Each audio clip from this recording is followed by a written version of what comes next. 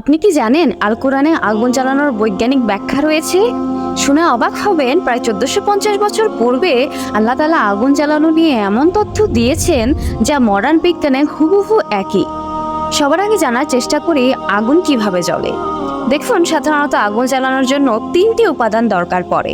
তার ভিতরে একটি মুখ্য উপাদান হলো অক্সিজেন। বাতাসে প্রায় 20% অক্সিজেন থাকে এবং অক্সিজেনের সরবরাহ ছাড়া আগুন জ্বালানো হয়তো সম্ভবই নয় এই পৃথিবীতে।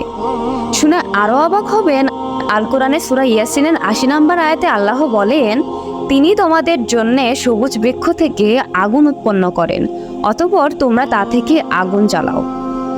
এটা নিয়ে অনেক তাফসির থাকতে পারে, কিন্তু মডার্ন তাফসিরের ব্যাখ্যা হলো সবুজ বৃক্ষ থেকে আগুন উৎপন্ন করা। এর অর্থ হলো গাছ আমাদেরকে কিছু একটা দেয় যার থেকে আগুন উৎপন্ন হয়। আর আমরা ছোট থেকে সবাই জানি গাছ আমাদের প্রকৃত বন্ধু এবং আমাদের অক্সিজেন দেয়। গাছ যখন অক্সিজেন দেয়, এর সাহায্যে আমরা আগুন জ্বালাই। ভাবুন, আল কোরআনে 1450 বছর পূর্বে, সেই সময় যখন মানুষ বুঝতোই না অক্সিজেন কি জিনিস, কিন্তু আল্লাহ তাআলা তার আয়াতের ভিতরে এমন একটি নিদর্শন দিয়েছিল যা আজকের বিজ্ঞান চর্চার যুগে হুবহু সাদৃশ্যপূর্ণ। এজন্য আল্লাহ বলেন, আমি সমস্ত মানবজাতির জন্য বিভিন্ন নিদর্শন দিয়েছি আল কোরআনে।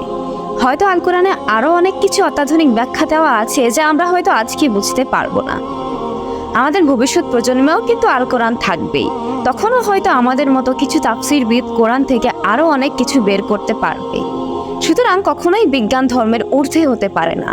ইসলাম ধর্মের শিক্ষাই সকল শিক্ষার ঊর্ধ্বে এবং এটিই চলতে থাকবে।